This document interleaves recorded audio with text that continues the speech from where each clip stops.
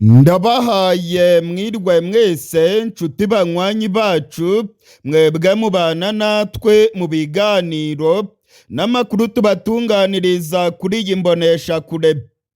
Turi kw'igenekerezo rya 7 ukwezi kwa gatatu umwaka w'ibihumbi 2026. Sangwa kaze muri aya makuru yacu. Muri kano kanya mbazaniye amakuru akomeye cyane. Ibintu bimaze guhindura isura mu burasirazuba bwa Kongo. Inkuru ikomeye cyane imaze kumenyekana muri kano gatondo nuko indege za FARDC zirimo kumisha urufaya rw'amabombe ku Mushaki. Ndasubiramwo mu gace ka Mushaki muri teritwari ya Masisi. Kuva mu gatondo k'igenekerezo rya 7 za drone kamikaze z'igisirikare cya Kongo zirimo kuvundereza urufaya rw'amabombe muri pozisiyo z'abarwanyi ba M23. Izi ndege kandi zongeye kumisha urufaya rw'amabombe mu bice by'ibirombe by'amabuye y'agaciro bya Rubaya. Amakuru arimo kongeraho avuye mu Rubaya ndetse n'amakuru arimo kongeraho avuye ku Mushaki aragaragaza yuko indege z'intambara za Kongo zamaze kwararika imihana. Izi ndege za drone zarashe kuri pozisiyo z'abarwanyi ba M23 mu gace ka Mushaki. Izi ndege kandi zarashe mu bikuyu byahazwi nko kwa Mwangacucu, ni hariya ku Mushaki muri teritwari ya Masisi muri Kivu y'Amajyaruguru. Izi ndege rero zamishije urufaya rw'amabombe ubugira gatatu. Kuva mu gatondo k'igenekerezo ku isaha y'isa 11 za drone zarashe ku Mushaki. Izi ndege kandi ni nako zarashe mu Rubaya. Ku isaha 12 z'agatondo izi ndege zongeye kurasa ubugira kabiri. Amakuru kandi arerekana ko ku isaha y'isa 2 z'agatondo mu kanya gato gashize izi ndege nabwo zongeye kuvundereza urufaya rw'amabombe muri Mushaki. Aka gace ka Mushaki karimo ibirindiro bikomeye cyane by'abarwanyi ba M23. Hari amakuru arimo kongeraho avuga yuko ku ruhande rwa bano barwanyi benshi baba bakomerekeye muri bino bitero. Mu gace ka Rubaya abacukuzi b'amabuye y'agaciro baravuga yuko za bombe zamaze kwararika imihana muri kariya gace. Rubaya yarashwe bya nyabyo, amabombe menshi cyane yisekuye mu nsisiro. Amakuru arerekana yuko izi bombe zangije amazu y'abaturage ndetse ubwoba ni bwose ko intambara yaba igiye gukomera muri kariya gace. Hari hashize iminsi mike cyane igisirikare cya Kongo kirashe mu Rubaya. Muri kariya gace ka Rubaya ni nako haguye Liyetona Koloneli Wiringoma wari umuvugizi wa bano barwanyi ba M23. Ubu noneho rero biribonekeza ko intambara irimo gusatira ibice bikomeye cyane bya Sake. Hariya ku Mushaki ni mu birometero bike cyane werekeza muri santere ya Sake. Hari amakuru agaragaza yuko indege z'intambara za Kongo zirimo gukoreshwa n'abacancuro ndetse amakuru akagaragaza yuko igihugu cya Angola nacyo kirimo gutanga umusada ukomeye cyane muri bino bitero birimo kubera muri Kivu y'Amajyaruguru. Intambara yahinduye isura. Kano gace ka Mushaki ni agace gakomeye cyane. Ni agace kabereyemo imirwano ikomeye cyane ubwo M23 yafataga Sake ndetse na Goma. Hari hashize umwaka wose urenga nta mirwano ibera muri Mushaki. Ubu rero imirwano yongeye kubera muri kariya gace. Amasoko yanjye muri M23 amaze kunyemerera rwose ko indege zasekuye kuri pozisiyo zabo. Indege z'intambara za Kongo zasekuye kuri pozisiyo z'abarwanyi ba M23 mu gace ka Mushaki. Hari ubwoba ko bamwe mu bategetsi ba M23 baba baguye muri bino bitero.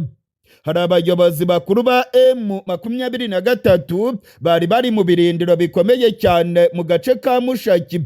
Hari ubwoba rero ko izi ndege zari zigamije kwica abakomanda bakomeye bo muri M23. Kugeza ubu nta makuru aramenyekana y'ababa bahitanywe na bino bitero, gusa amasoko yanjye aremeza yuko hari abasirikare bapfuye abandi barakomereka. Ndasubiramwo, amakuru maze kumenya muri kano kanya aremeza neza ko ibi bitero by'indege za drone byahitanye abasirikare ba M23 ndetse abandi bakomeretse. Ikitaramenyekana kugeza ubu ni ukumenya neza niba hari abasirikare bakuru baba baguye muri bino bitero bya FARDC, dore ko hari n'amakuru yemeza neza ko FARDC yari igambiriye kwivugana abakomanda ba M23 bari muri kariya gace ka Mushaki. Za video zirimo guturuka mu Rubaya zirerekana imihana y'abaturage irimo gucumba umwotsi. Abacukuzi b'amabuye y'agaciro barimo kuboroga. Baravuga yuko indege zirimo kwararika igihumeka cyose mu Rubaya. Abacukuzi b'amabuye y'agaciro baravuga yuko iby'indege zimaze gukora mu Rubaya ari akamaramaza. Ibingibi rero biragaragaza yuko intambara yamaze guhindura isura. Mu gihe ubutegetsi bwa Kongo bwasabwe kuyoboka inzira y'ibiganiro ndetse agahenge kakubahirizwa, biribonekeza ko ubutegetsi bwa Tshisekedi rwose budakozwa ibyo kubahiriza agahenge. Iby'agahenge rwose byabaye ikintu kibagiranye. Ubungubu ubutegetsi bwa Kongo burimo kugaba ibitero bikomeye irya nino mu burasirazuba bwa Kongo, kandi ubutegetsi bwa Tshisekedi bwararahiye buratsemba. Bwavuze ko iyi ntambara buzayitsinda mu buryo bwa gisirikare. Amakuru dufite agaragaza yuko igihugu cya Angola cyamaze kwinjira muri iyi ntambara. Hari abakomando b'igihugu cya Angola barimo gufasha FARDC cyane cyane mu bitero byo mu kirere. Amakuru kandi akagaragaza yuko abacancuro ba FARDC nabo barimo kugira uruhare rukomeye cyane muri bino bitero by'indege birimo kugabwa muri Kivu y'Amajyaruguru na Kivu y'Amajyepfo. Ibimenyetso byose birimo kuva ku rubuga rw'intambara birerekana yuko iyi ntambara ya Kongo ari bwo igiye gutangira. Intambara irimo kurushaho kuba mbi cyane, kandi noneho irimo gusatira ibice bikomeye cyane by'ingenzi. Kariya gace ka Mushaki ni agace gakomeye cyane, ni agace kegereye agace ka Sake. Biribonekeza rero ko FARDC ndetse n'abazarendo barimo gusatira ibice by'ingenzi muri Kivu y'Amajyaruguru, ndetse abasirikare ba Kongo n'abazarendo bamaze iminsi bakubita agatoki ku kandi bakavuga ko byanga bikunda bagomba gucakira ibirombe by'amabuye y'agaciro biri mu gace ka Rubaya, naho ni muri teritwari ya Masisi muri Kivu y'Amajyaruguru. Ku munsi w'ejo abasirikare ba Kongo ndetse n'abazarendo bigambye ko bacakiye ibice bikomeye cyane. Bavuze ko bacakiye ibice bya Ndete ndetse na Mbuwomba. Amakuru akerekana neza ko ibi bice M23 yabivuyemo. Kugeza ubu turimo kuvugana rero ibintu birakomeye muri Kivu y'Amajyaruguru. Biragaragara yuko intambara yahinduye isura. Ubutegetsi bwa Kongo bwamaze guhitamo icyemezo gikomeye cyo kurwana. Ngo bazarwana byanga bikunda.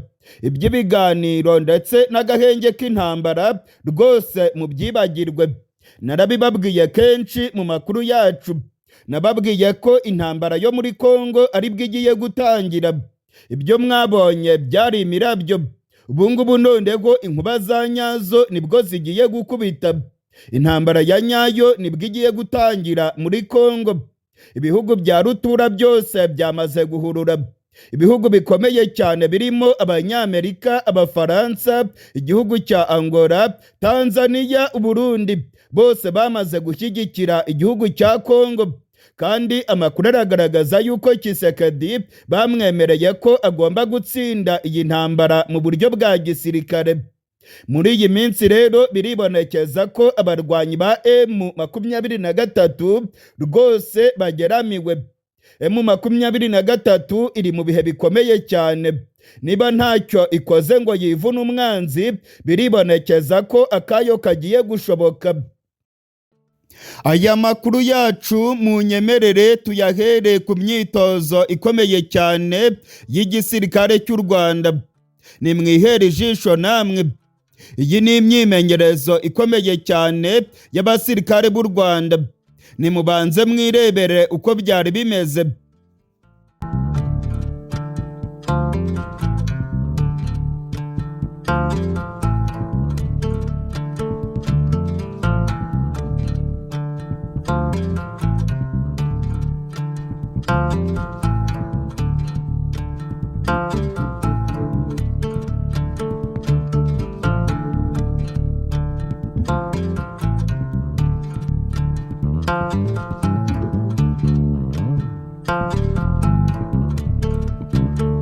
Ndagira ngo nshimire komandante y'abarimu ku nzego zose babashoboje kuba mugeze kuri uyu munsi mushaka kutwereka ibi bintu, kandi tudashidikanya ko nimujya no hanze igihe situation izabisaba ariko muzabigenza. Rero baravuga ngo you fight the way you train, urwana uko watrainings. His Excellency yavuze ko ingabo afite ubu ngubu n'inzego za security muri rusange arizo yifuje kugera igihe cyose cyabayeho. Ibi rero iyi training mukora ni ukugira ngo mukomeze atekereza atyo, abibona atyo, hatazagira muri twese kabuze discipline bitazaturuka kuri wowe kuvuga umunsi umwe yavuga ngo kumva umunsi umwe yavuga ngo bazana ribeshye, tazibeshye no kuri sofu, bitazaba sofu, bitazaba n'abandi muri rusange.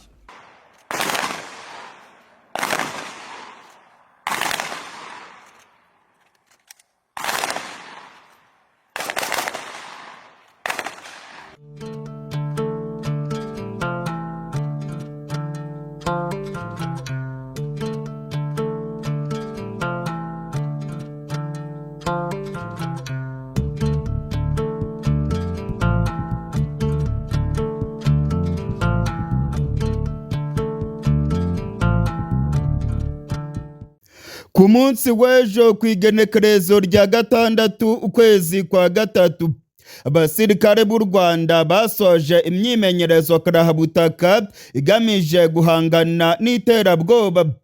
Abasirikare b'u Rwanda bakoze ibitendo bikomeye. Nk'uko murimo kubibona, muribonera ko abasirikare b'u Rwanda bambariye urugamba kandi baryamiye amajanja. Uwabishoraho yaba yiyahuye. Igisirikare cy'u Rwanda ku munsi w'ejo cyavuze yuko abofisiye ndetse n'abasirikare bo mu ngabo z'u Rwanda RDF mu mutwe w'ingabo zidasanzwe Special Operations Force basoje amahugurwa y'ibanze yo guhangana n'iterabwoba. Ni amahugurwa yamaze ibyumweru 22 yabereye mu ishuri rikuru rya gisirikare rya Gako. Umuhango wo gusoza aya mahugurwa wayobowe n'umugaba w'ingabo zirwanira ku butaka General Major Vincent Nyakarundi, yarahagarariye umugaba mukuru w'ingabo z'u Rwanda. Uyu muhango kandi witabiriwe n'aba ofisiye bakuru mu gisirikare cy'u Rwanda. Aya mahugurwa yateguwe agamije kongerera ubushobozi abasirikare bo mu mutwe w'ingabo zidasanzwe binyuze mu kubaha ubumenyi buhanitse mu bya gisirikare bubafasha guhangana n'ibibazo by'umutekano bigenda bigaragara muri iki gihe. Aya mahugurwa kandi yari agamije kubongerera ubushobozi bwo gutabara vuba na bwangu ndetse no guhangana n'ibitero by'iterabwoba ndetse no gukora ibikorwa byo gutabara abantu bafashwe bugwate n'imitwe y'iterabwoba. Ibingibi rero byagaragaje ko igisirikare cy'u Rwanda kirimo kwiyongera ubumenyi ku buryo bukomeye. Nk'uko namwe mubibona, muribonera neza ko abasirikare b'u Rwanda bahagaze bwuma. Murazibona za kajugujugu, murabibona ibitendo bikomeye cyane aho Special Force y'igisirikare cy'u Rwanda yagaragaje ubumenyi buhanitse cyane. abasirikare b'u Rwanda rero kubishoraho ni ukwiyahura. Abanzi b'u Rwanda bahawe ubutumwa bukomeye. Kwishora ku ngabo z'u Rwanda ni ukwiyahura. Mu yandi makuru akomeye cyane arimo kuvugwa muri kano kanya, reka twerekeze ku ijambo rya Perezida Kagame. Ku munsi w'ejo ku igenekerezo rya 6, Perezida Kagame w'igihugu cy'u Rwanda yakiriye ba ambasaderi ndetse n'abahagarariye imiryango mpuzamahanga mu gihugu cy'u Rwanda. Yabakiriye mu cyiswe diplomatic dinner. Perezida Kagame yibanze ku bibazo by'u Rwanda na Kongo. Perezida Kagame yavuze yuko ibibazo byose biri mu burasirazuba bwa Kongo amakungu arimo kubigereka ku gihugu cy'u Rwanda. Perezida Kagame yavuze yuko u Rwanda na Kongo bakwiye gufatwa kimwe muri ibi bibazo biri mu burasirazuba bwa Kongo. Ngo ntago byumvikana ukuntu ibibazo byose barimo kubigereka ku bitugu by'u Rwanda. Perezida Kagame yavuze ko u Rwanda na Kongo basinye amasezerano ya Washington, ariko Kongo ikaba yaranze kubahiriza aya masezerano. Perezida Kagame yavuze yuko u Rwanda rwiteguye kuvanaho ingamba zarwo z'ubwirinzi, ariko na Kongo igakora ibyo yasabwe. Nta bindi rero, ni ugusenya FDLR. Nyamara Perezida Kagame yagaragaje ko ku rundi ruhande, aho kugira ngo Kongo isenye FDLR, ahubwo ubutegetsi bwa Kongo bwamaze kunywana neza na FDLR. Ndetse FDLR yamaze no kugera mu gisirikare cya FARDC. Perezida Kagame kandi yavuze kuri Jean-Luc Habyarimana. Ni umuhungu w'uwahoze ari perezida w'u Rwanda Juvenal Habyarimana. Uyu Jean-Luc Habyarimana amaze iminsi ajya i Kinshasa kubonana n'ubutegetsi bwa Kongo mu migambi yo gufasha FDLR hagamijwe guhungabanya umutekano w'u Rwanda. Ibi Perezida Kagame yabigarutseho. Nk'uko nagiye mbibabwira mu makuru yacu yatambutse, nababwiye ko Jean-Luc Habyarimana yagiye i Kinshasa. Amakuru yizewe agaragaza ko Jean-Luc Habyarimana yaganiriye n'ubutegetsi bwa Kongo ndetse n'abarongoye FDLR. Imigambi yabo nta yindi, ngo ni ugutera inkunga FDLR mu buryo bwa gisirikare, maze ngo bakavanaho ubutegetsi bw'u Rwanda. Imigambi yabo ngo ni ugutera u Rwanda bakavanaho ubutegetsi. Jean-Luc Habyarimana ndetse n'ubutegetsi bwa Kongo bafatikanije n'ubutegetsi bw'u Burundi barimo gukora ibishoboka byose ngo bafashe FDLR, maze ngo nazo zizahungabanye umutekano w'u Rwanda. Ibi ngibi rero Jean-Luc Habyarimana akaba arimo kubifashwamo na Kongo, ndetse bikibonekeza ko n'Abarundi bamaze kubyinjiramo. Mu ijambo rya Perezida Kagame yavuze ko u Rwanda rwamaze guhitamo. U Rwanda rwahisemo kwicungerera umutekano. U Rwanda rwahisemo kwirinda. U Rwanda ntabwo ruzarebera umutekano warwo uhungabana. Perezida Kagame rwose yakuriye inzira ku murima abibwira ko u Rwanda ruzarebera abashaka guhungabanya umutekano warwo. But make no mistake, Rwanda wants peace. But we want a genuine and lasting peace on which we can build our future prosperity. We want to leave the bad politics of the past behind us forever.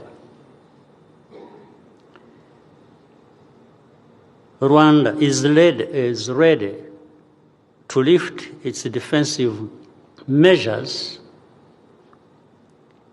in tandem with the DRC fulfilling its obligations under the Washington accords. Generali Ndayishimiye ararembye cyane. Generali Evariste Ndayishimiye urongoye igihugu cy'u Burundi arwariye mu bitaro bya Karusi. Iminsi ibaye 3 Generali Neva ari ku musego. Generali Neva yinjiye mu bitaro bya Karusi ku munsi wa 2, amakuru akemeza yuko arembye mu buryo bukomeye. Amakuru yizewe turimo kuronka tuyavanye mu butegetsi bwa Gitega aravuga yuko Generali Ndayishimiye arembye cyane. Generali Ndayishimiye bahisemo kujya kumuvuriza mu bitaro bya Karusi, bamuvanye i Bujumbura aho yagombaga kwivuriza mu bitaro bikomeye cyane nka Kira Hospital. Amakuru dufite yemeza yuko abo mu muryango wa Generali Neva aribo bamurwaje. Angelina Ndayishimiye amaze iminsi agaragara i Karusi. Ayandi makuru yizewe kandi aragaragaza yuko ibitaro bya Karusi umutekano wakajijwe. Kuva ku munsi wa 2 w'iki cyumweru, abasirikare benshi cyane bamaze kuzenguruka ibitaro bya Karusi. Kuri biriya bitaro bya Karusi haribonekeza abasirikare benshi kandi bafite inkogo zikomeye. Ibi byose rero bikagendana nuko abantu batoya batarimo kwemererwa kwinjira muri biriya bitaro bya Karusi. Amakuru y'uburwayi bwa Generali Ndayishimiye yatangiye kumenyekana ku munsi wa 3, nibwo amakuru yatangiye kutugeraho, ndetse amasoko yacu muri CNDD FDD yavugaga yuko Generali Ndayishimiye arembye cyane. Umumenyesha makuru wacu Ildefonse Habyarimana yagerageje kwegera ibitaro bya Karusi. Yariboneye abasirikare bafite intwaro zikomeye, ndetse mu masaha y'umugoroba ku igenekerezo rya 4 Angelina Ndayishimiye yagaragaye ku bitaro bya Karusi. Amasoko yacu yemeza neza ko abashinzwe umutekano wa Ndayishimiye bamaze kwiyongera kuri biriya bitaro bya Karusi, ndetse ko amabwiriza akomeye cyane yamaze gutangwa. Abaturage Nyarucari ntabwo bemerewe kwinjira muri biriya bitaro. Amakuru turimo kuronka tuyavanye mu masoko yacu aremeza neza ko Generali Neva arembye cyane.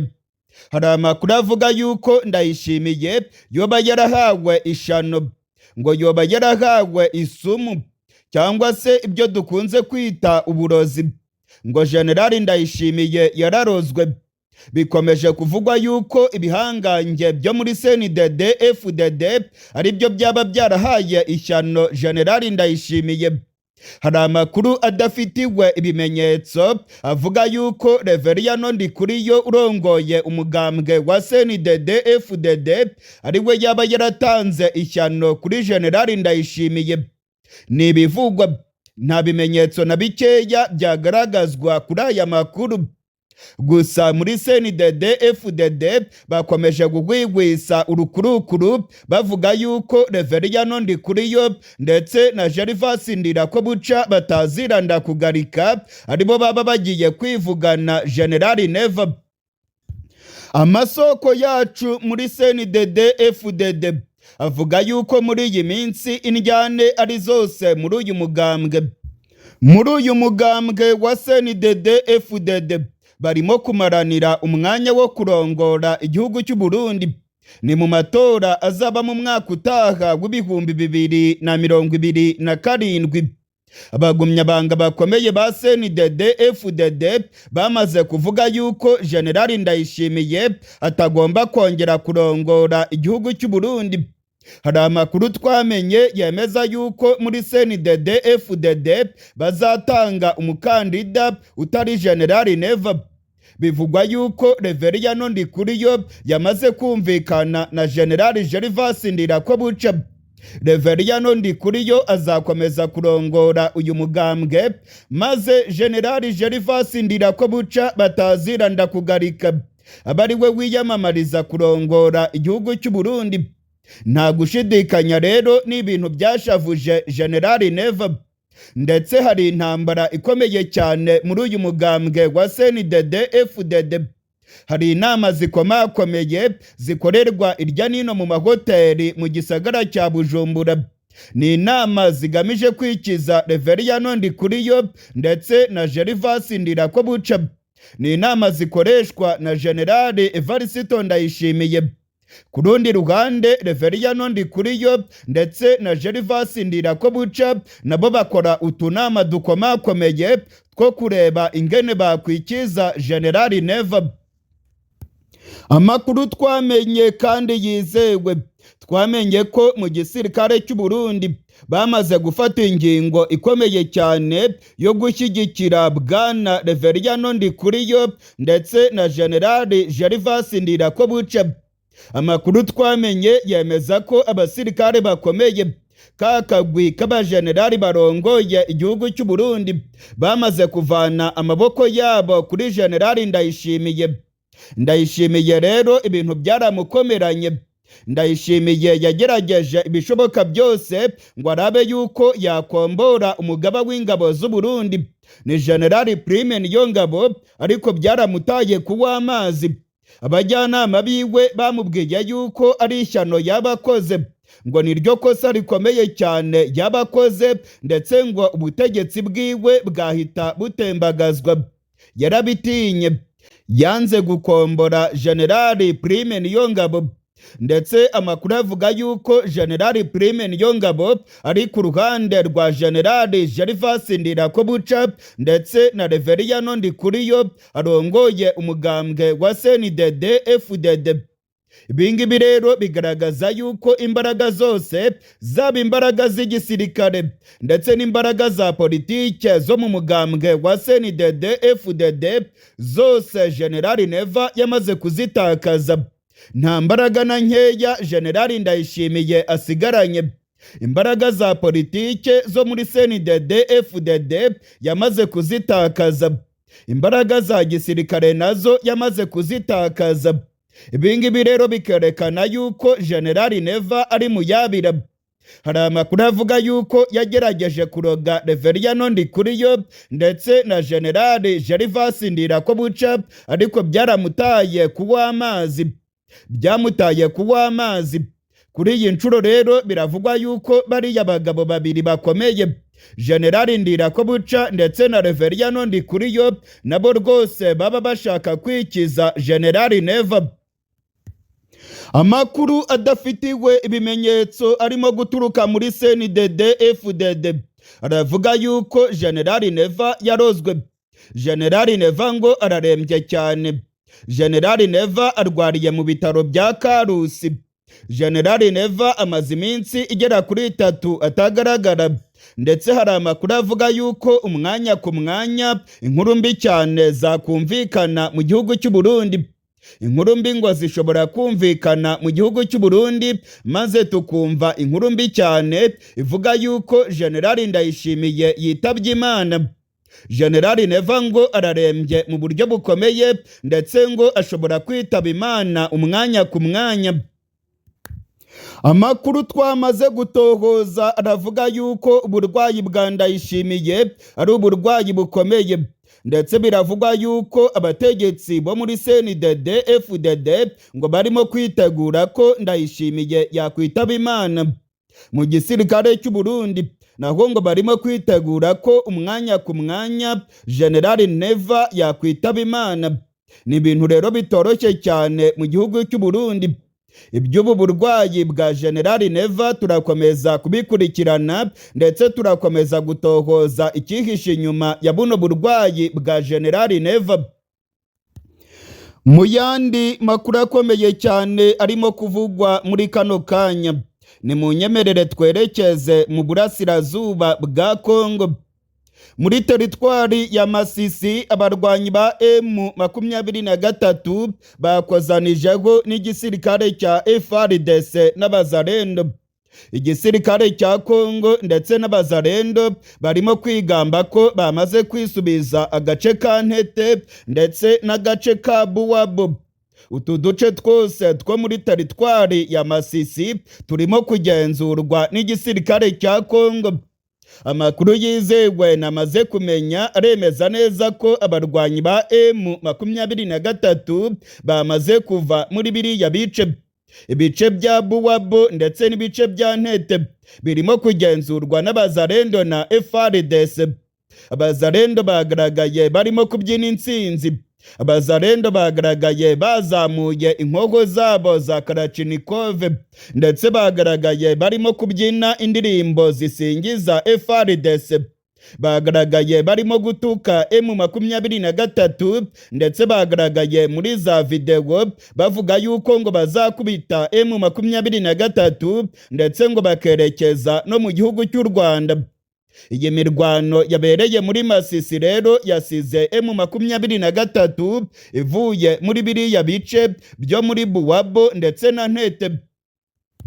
Muri iyi mirwano irimo kubera mu bice bya teritwari ya Masisi, abazarendo na FARDC baravuga yuko intego yabo ari ugusonga mbere ndetse ngo bazaruhuka bamaze kwisubiza ibirombe by'amabuye y'agaciro bya Rubaya. Amakuru dufite yemeza yuko FDLR ndetse na FARDC aribo barimo kurwana urugamba rukomeye muri biriya bice bya Masisi. Muri aya makuru yacu rero munyemerere tuyakomereze muri Kisangani. Amakuru yizewe aragaragaza yuko intare za Sarambwe zongeye kugaba ibitero bikomeye cyane ku kibuga cy'indege cya Bangoka. Ikibuga cy'indege cya Bangoka kiri mu micungararo y'umujyi wa Kisangani. Abarwanyi ba M23 mu rukerera rw'irigenekerezo rya 6 bongeye kugaba ibitero bikomeye cyane bya za drone. Ni nyuma y'aho bano barwanyi ba M23 bemeye ku mugaragaro ko bamaze gucengera muri Bangoka ndetse ko abakomando ba M23 bamaze kugera rwose muri Kisangani. Igisirikare cya Kongo cyamanjiriwe. Mu gatondo k'irigenekerezo rya 6 ibitero bikomeye cyane bya za drone kamikaze byasekuye ku kibuga cy'indege cya Bangoka. Amakuru dufite aremeza ko indege zigera kuri 2 za Kongo zangirikiye muri bino bitero. Amakuru kandi akavuga yuko ububiko bw'intwaro za Kongo bwaba bwangijwe na za drone za bano barwanyi ba General Makenga.